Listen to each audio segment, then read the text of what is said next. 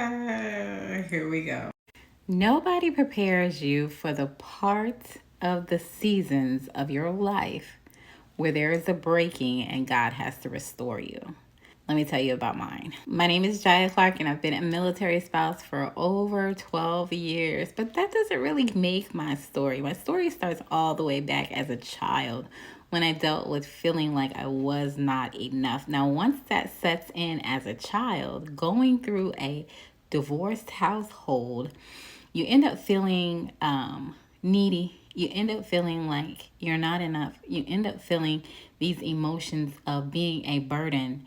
And if that's not sealed in prayer as a child, it ends up going into your marriage. And that's what happened to me. I was not prepared for nights, multiple nights of silence, or nights of loneliness while being married to someone who wanted to be with me. Now, somewhere down the line, when you feel like you're not enough, I felt like that opened a door for the spirit of control within me. I felt like the only person that I could count on was me.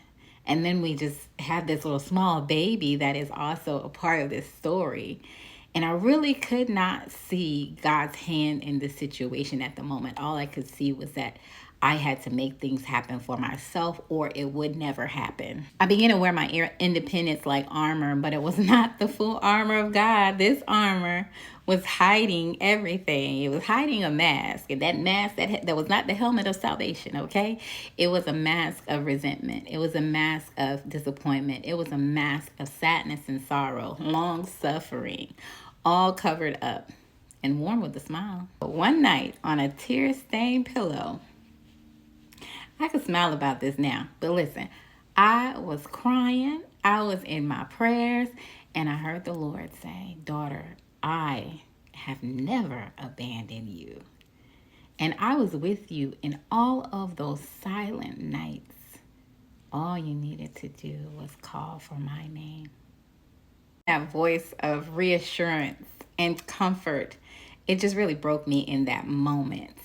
And then realizing that the very things that God was revealing to me could potentially affect my beautiful daughter down the line because things repeat themselves in a cycle. I immediately began to ask God, how can I break these things off? And he showed me through fasting, through prayer, wise counsel, and community. Now, if you know anything about God, God is not the God that of a quick fix. He will reveal to us what we need to break off, what we need to work on and deal with so that we can show other people how to do it.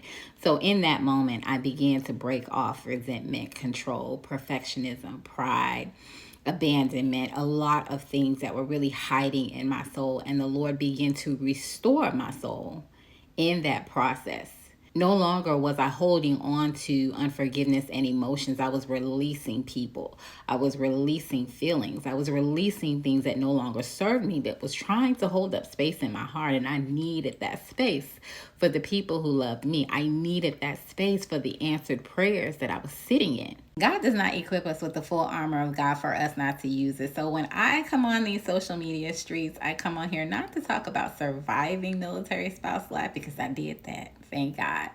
I also want to talk about how to thrive as a daughter of the King, how to thrive in a relationship and getting to know God the Father, his Son, Jesus Christ, and how to walk through life with the guidance of the Holy Spirit. It's Psalms 34:18. I'm going to read it here. The Lord is close to the brokenhearted and saves those who are crushed in spirit. And the second one is Psalms 147:3. He heals the brokenhearted and binds up their wounds. Lord bless you and keep you. May the Lord shine his face upon you. In other versions, it says, may the Lord smile upon you and be gracious towards you. May the Lord lift up his countenance upon you with divine approval and bring peace to you. I hope to see you in the next episode. Bye-bye. Woo!